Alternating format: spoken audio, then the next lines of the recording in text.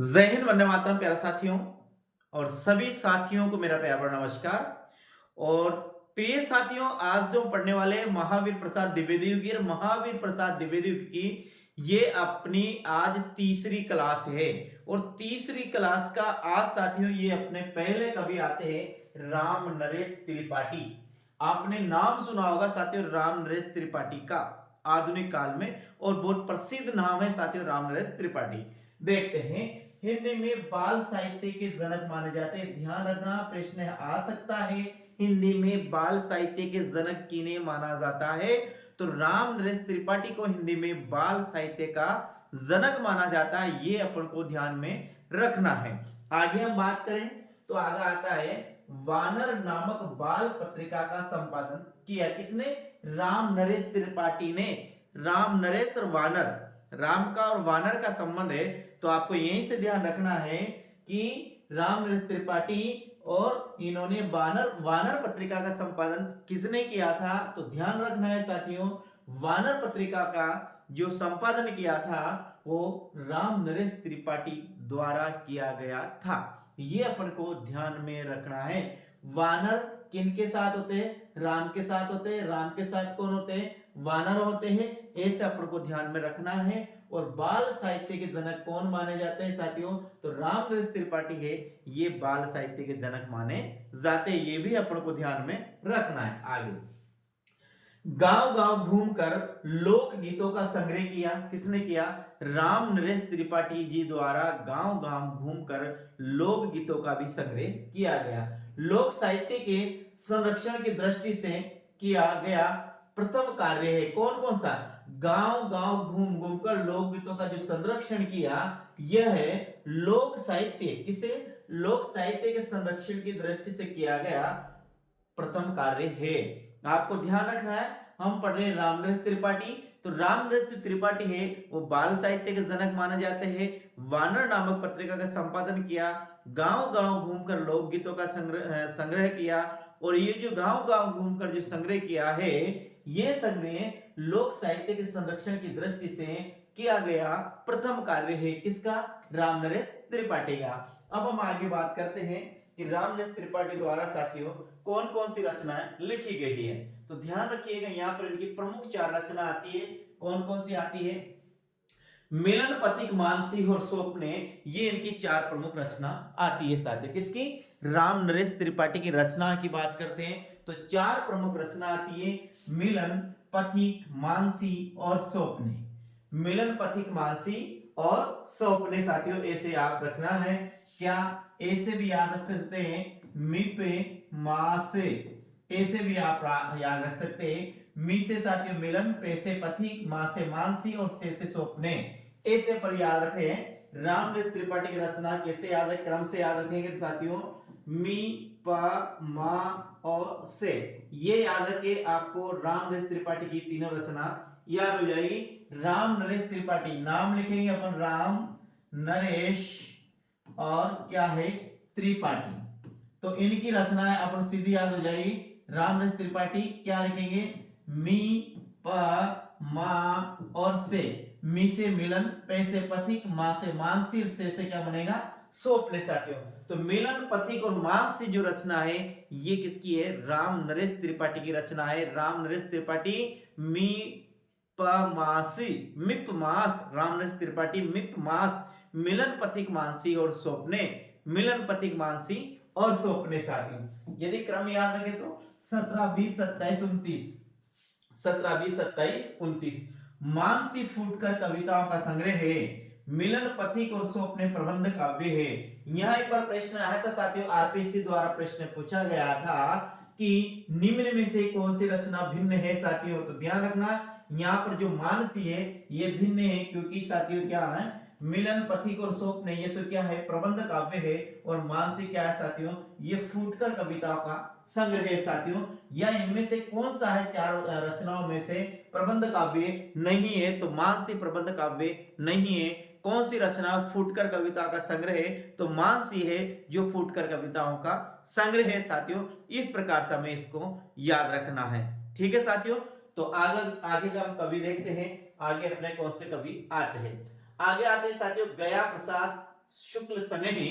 छठा जो कवि आता है किसका, महावीर प्रसाद द्विवेदी का जो छठा अपना कवि आता है वो आता है गया प्रसाद शुक्ल सनेही आता है। सुकवि पत्रिका का संपादन किया।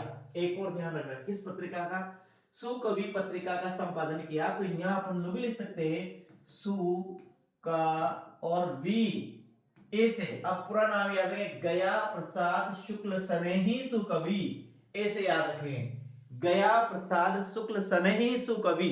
तो सुकवि से ने सुकवि नामक पत्रिका का संपादन किया। किसने, गया प्रसाद शुक्ल सनेही ने साथियों। आगे देखिए, श्रृंगार प्ररचना सनेही नाम से तथा राष्ट्र प्ररचना त्रिशूल नाम से लिखते थे साथियों। तो देखिए, गया प्रसाद शुक्ल सनेही त्रिशूल और सुकवि, सनेही सुकवि त्रिशूल, यानी ये तो यही है। सनेही के साथ साथ अपन को क्या रखना है, त्रिशूल भी याद रखना है। क्या रखना है, त्रिशूल भी याद रखना है। इसके प्रतिपाद क्या रखना है, सुकवि भी हमें याद रखना है। देखो पूरा नाम तो गया प्रसाद शुक्ल है। राष्ट्र परग श्रृंगार परग जो रचना है, श्रृंगार रस से संबंधित रचना है, वो सनेही नाम से लिखते थे। और राष्ट्र परग रचनाएं साथियों वे त्रिशूल नाम से लिखते थे। और सुकवि पत्रिका का इन्होंने क्या किया, संपादन किया। तो कैसे याद रखेंगे, गया प्रसाद शुक्ल सनेही, गया प्रसाद शुक्ल सनेही त्रिशूल सुकवि, या गया प्रसाद शुक्ल सनेही सुकवि और त्रिशूल। तो सनेही श्रृंगार परग जो रचना है वो सनेही नाम से लिखते थे, राष्ट्र परग रचना है वो त्रिशूल नाम से लिखते थे। और सुकवि नामक पत्रिका का इन्होंने क्या किया, संपादन किया। किसने साथियों, गया प्रसाद शुक्ल सनेही ने। आगे हम बात करते हैं, उर्दू और हिंदी दोनों में ही लिखते थे कौन, गया प्रसाद शुक्ल सनेही।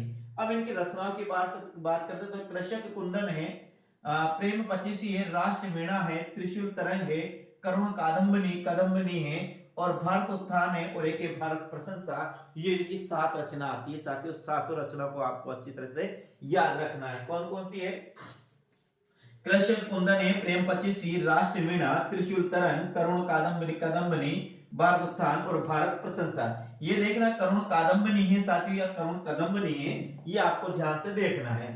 कृषक कुंदन है, प्रेम पचीसी है, राष्ट्र वीणा है, त्रिशूल तरंग, करुण कादम्बनी, भारत उत्थान और भारत प्रशंसा साथियों। कृषक कुंदन, प्रेम पचीसी, राष्ट्र वीणा, त्रिशूल तरंग, करुण कादम्बनी, भारत उत्थान और भारत प्रशंसा, ये इनकी साथियों क्या है, प्रसिद्ध क्या है, रचना है साथियों। क्या है, कृषक कुंदन है, प्रेम पचीसी है, राष्ट्र वीणा है, त्रिशूल तरंग है, करुण कादम्बनी, भारत उत्थान और भारत प्रशंसा से किसकी है, ये गया प्रसाद शुक्ल सनेही से। ये श्रृंगार परग जो रचना है वो किससे, कौन सी, श्रृंगार परग जो रचना है वो सनेही नाम से लिखते थे। और राष्ट्र परग रचना है वो त्रिशूल नाम से लिखते थे। और सुकवि नामक इन्होंने पत्रिका का संपादन किया साथियों। कौन, गया प्रसाद शुक्ल सनेही। आगे की हम बात करते हैं। अगला जो कवि आता है साथियों माखनलाल चतुर्वेदी। ये माखनलाल चतुर्वेदी साथियों बहुत महत्वपूर्ण कवि है, जिन्हें भारतीय आत्मा भी कहा जाता है। किसको, माखनलाल चतुर्वेदी को। वह कौन सा कवि है जिनको भारतीय आत्मा कहा जाता है, और ये भारतीय आत्मा है साथियों, ये एग्जाम में प्रश्न आया हुआ है। ठीक है, तो देखें यहां करते हैं, माखनलाल चतुर्वेदी, इन्हें एक भारतीय आत्मा कहा जाता है। और ये भारतीय आत्मा जो शब्द है साथियों, ये कहां पर आया है, ये आरपीसी ने एग्जाम में प्रश्न पूछ लिया गया है कि भारतीय आत्मा किस कवि को कहा जाता है। तो अपना जो आंसर होगा क्या होगा, माखनलाल चतुर्वेदी अपना सही आंसर होगा साथियों। आगे हम बात करते हैं, इन्होंने प्रभा, प्रताप और कर्मवीर पत्रिकाओं का संपादन किया। 3 एक तो है प्रभा, एक प्रताप है और एक है कर्मवीर। 3 पत्रिकाओं का संपादन किया। किसने, माखनलाल चतुर्वेदी ने। प्रभा, प्रताप, कर्मवीर, माखनलाल चतुर्वेदी। क्या है, प्रभा, प्रताप, कर्मवीर, माखनलाल चतुर्वेदी। इसको ध्यान रखना है, प्रभा, प्रताप, कर्मवीर, माखनलाल चतुर्वेदी। माखनलाल चतुर्वेदी को एक भारतीय आत्मा कहा जाता है जिसने प्रभा, प्रताप और कर्मवीर पत्रिका का संपादन किया साथियों। यह आपको ध्यान रखना है। इन्होंने हिम किरीटिनी, हिम तरंगणी, युग चरण होगा साथियों, समर्पण और माता, ये इनकी प्रमुख रचना है। और पुष्प की अभिलाषा साथियों इनकी प्रसिद्ध कविता है, बहुत बेहतरीन कविता है साथियों। पुष्प की अभिलाषा जो मुझे याद नहीं आ रही, चाहा नहीं कि मैं सुरबाला के गहनों में गूथा जाऊं, चाहा नहीं कि मैं सम्राटों के सिर चढ़ूं और इठलाऊं, चाहा नहीं कि मैं सम्राटों के सिर चढ़ूं और इठलाऊं, चाहा मेरी एक ही है कि आ, हे माली तोड़ मुझे फेंक देना उस पथ पर शीश चढ़ाने जाए मातृभूमि पर। यानी ऐसी कुछ कविता है कि चाहा नहीं कि मैं सुरबाला को यानी कि ललनाओं के गहने ललनाओं के जो केस है इन केसों में गुथा जाऊं, और मुझे यह भी चाह नहीं है कि मैं बड़े बड़े सम्राटों के गले की माला बनूं। मेरी तो केवल एक ही इच्छा है कि मुझे उस पथ पर जाकर है फेंक देना माली, जिस पथ पर मातृभूमि के शीश चढ़ाने जाए कौन? सैनिक। उन सैनिकों के मैं चरणों का स्पर्श करना चाहता हूं। ऐसी बहुत बेहतरीन कविता साथियों किसकी? माखनलाल चतुर्वेदी की। और उस कविता का नाम है पुष्प की अभिलाषा। ये पुष्प की अभिलाषा बहुत बेहतरीन कविता है साथियों, इसको आप ध्यान में रखना, कभी अवसर मिले जरूर पढ़ना। बिल्कुल छोटी सी कविता पर बहुत बेहतरीन कविता है। हिम किरटनी, हिम तरंगणी, युग चरण, समर्पण और माथा, ये इनकी समर्पण और माथा ये इनकी प्रमुख रचना है। ध्यान रखना माखनलाल चतुर्वेदी, इन्हें एक भारतीय आत्मा कहा जाता है। प्रभा, प्रताप और कर्मवीर पत्रिका को इन्होंने क्या किया? संपादन किया है साथियों। आगे हम बात करते हैं। अगला आता है सिया रामचरण गुप्त। मैथिलीशरण गुप्त के अनुज थे, यानी मैथिलीशरण गुप्त के छोटे भाई थे कौन? सिया रामचरण। सिया रामचंद्र शंकर हरिओम, मंगल भवन अमंगले आरी, धन दशरथी हजरे बिहारी। वो आते सिया रामचरण गुप्त। ये कौन थे? ये मैथिली शरण गुप्त के अनुज थे। इनकी प्रमुख रचनाएं साथियों क्या है? मौर्य विजय, अनाथ, दुर्वादल, विषाद, आर्द्रता, आर्द्रता, आर्द्रता ऐसा होगा सर, आर्द्रता, पाथ्य, मरणमयी और बापू। ये याद रखना, ये आर्द्रता है या थोड़ा सा ध्यान रखना साथियों, ये होगा आर्द्रा या आर्द्रता होगी या आर्द्रा होगा, तो ये ध्यान रखना थोड़ा। ये संरचनाओं को आप अच्छी तरह से देखकर लिखना है। मौर्य विजय, अनाथ, दुर्वादल, विषाद, आर्द्रता, पाथ्य, मरणमयी और बापू, ये किसकी रचना है? सिया रामचरण गुप्त की रचना है। और सिया रामचरण गुप्त मैथिली शरण गुप्त के भाई थे। मैथिली शरण गुप्त जिन्हें राष्ट्रीय कवि कहा जाता है साथियों, उनके ये भाई थे कौन? सिया रामचरण गुप्त। मौर्य विजय, अनाथ, दुर्वादल, विषाद, आर्द्रा, पाथ्य में मरणमयी और बापू। मौर्य विजय, अनाथ, दुर्वादल, विषाद, आर्द्रता, पाथ्य, मरणमयी और बापू, ये किसकी प्रमुख रचना है? सिया रामचरण गुप्त की प्रमुख रचना है साथियों। इस रचना को आपको देखना है, ये आर्द्रता है, आर्द्रा है, फिर यह साथियों आर्द्रता है, ये अपन को ध्यान में रखना है साथियों। आगे हम बात करते हैं। आगे बात है बाल कृष्ण शर्मा नवीन। आजादी के बाद लोकसभा और राज्यसभा के सांसद रहे कौन? बाल कृष्ण शर्मा। निम्न में से कौन से कवि है जो आजादी के बाद राज्यसभा और लोकसभा के सांसद रहे? तो अपना आंसर क्या होगा?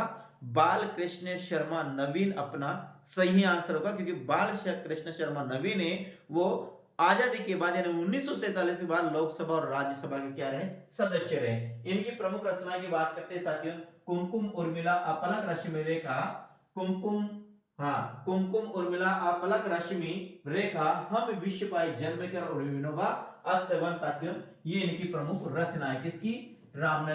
बालकृष्ण शर्मा नवीन की। क्या है? कुमकुम उर्मिला अपलक रश्मि रेखा, हम विश्व पाई जन्म के विनोबा हस्तवन। हम विश्व पाई जन्म के विनोबा हस्तवन, हम विश्व पाई जन्म के विनोबा हस्तवन, हम विश्व पाई जन्म के विनोबा हस्तवन, ये इनकी प्रमुख रचना है साथियों। क्या है? कुमकुम उर्मिला अपलक रश्मि रेखा, हम विश्व पाई जन्म के विनोबा हस्तवन। कुमकुम अपलक रश्मि रेखा क्या है? कुमकुम उर्मिला अपलक रश्मि रेखा, हम विश्व पाई जन्म के विनोबा हस्तवन। कुमकुम उर्मिला अपलक रश्मि रेखा, क्या? कुमकुम उर्मिला अपलक रश्मि रेखा, हम विश्व पाई जन्म के विनोबा हस्तवन। नवीन कुमार शर्मा। हाँ, बाल कृष्ण शर्मा नवीन, बाल कृष्ण शर्मा नवीन। कुमकुम उर्मिला अपलक रश्मि रेखा, हम विश्व पाए जन्म के विनोबा अस्तवन, ऐसे आपको इनको याद रखना है। अगला जो कवि आता है मेरे प्रिय साथियों, वे अगला कवि आता है सुभद्रा कुमारी चौहान, जिनकी दो रचना मिलती है, त्रिधारा और मुकुल। क्या है? हम पढ़ रहे दिव्यदीप के रचनाकार। तो ये दिव्यदीप, ये जो सुमित्रा कुमार चौहान है, जिनकी प्रसिद्ध कविता है झांसी की रानी। चमक उठी सन 57 में तलवार पुरानी थी, खूब लड़ी मर्दानी वो झांसी वाली रानी थी। नाना के संग खेलती थी, नाना के संग बढ़ती थी, बरछी बाल कटा जिसकी सहेली थी। साथियों, ये जो प्रसिद्ध कविता है, जिसको हिंदुस्तान के जो हिंदी उत्तर भारत के जितने भी राज्य, 9 राज्य, उनके हर बच्चे ने जिसने भी हिंदी पढ़ी होगी, हिंदी का विद्यार्थी रहा होगा या छठी सातवीं में पढ़ी होगी, वो तो निश्चित रूप से इस कविता को जानता होगा। साथियों, तो ये सुमित्रा कुमारी उनकी रचना है। इनकी दोहरे, एक त्रिधारा है और एक मुकुल। सोहनलाल द्विवेदी की भैरवी, वासव दत्ता और कुणाल। सोहनलाल द्विवेदी, भैरवी, वासव दत्ता और कुणाल। सोहनलाल द्विवेदी, भैरवी, वासव दत्ता और कुणाल। सोहनलाल द्विवेदी, भैरवी, वासव दत्ता और कुणाल। सोहनलाल द्विवेदी, भैरवी, वासव दत्ता और कुणाल। और सुभद्रा कुमारी चौहान, तीरधारा और क्या है? मुकुल। आता है बाल मुकुंद गुप्त, भारतेंदु युग और द्विवेदी युग के मध्य के कवि माने जाते हैं। कौन? बाल मुकुंद गुप्त। ध्यान रखना साथियों, बाल मुकुंद गुप्त दिव्य भारतेंदु युग और द्विवेदी युग के बीच कड़ी यानी मध्य के कवि जो माने जाते हैं, वो कौन माने जाते हैं? बाल मुकुंद गुप्त भारतेंदु युग और द्विवेदी युग के मध्य के कवि माने जाते हैं। साथियों, कौन? बाल मुकुंद गुप्त। साथियों, अगला साथ कवि आता है अयोध्या मैथिली शरण गुप्त। साथियों, ये आज इसमें पढ़ेंगे, कल पढ़ेंगे। साथियों, मैथिली शरण गुप्त बहुत बड़े कवि है और अच्छी तरह से पढ़ने की कोशिश करेंगे साथियों, ताकि इन मैथिली शरण गुप्त से संबंध अपना कोई भी प्रश्न गलत नहीं जाए, इस प्रकार से इसको पढ़ने की कोशिश करेंगे। तो आज ये अपनी साथियों कौन सी क्लास है? अपनी है दिव्यदीप की तीसरी क्लास। कल पढ़ेंगे अपना चौथी क्लास। बेहतरीन रूप से पढ़ेंगे, अच्छे रूप से पढ़ेंगे। साथियों, चैनल पे पहली बार तो चैनल को जरूर सब्सक्राइब करते जाएगा, साथ साथ बेल आइकन को जरूर प्रेस करें, ताकि हर कविता, हर क्लास आप तक पहुंच सके। साथियों, तो जय हिंद, वंदे मातरम। प्रिय साथियों, कल फिर मिलते हैं अगले क्लास में। राम राम साथियों।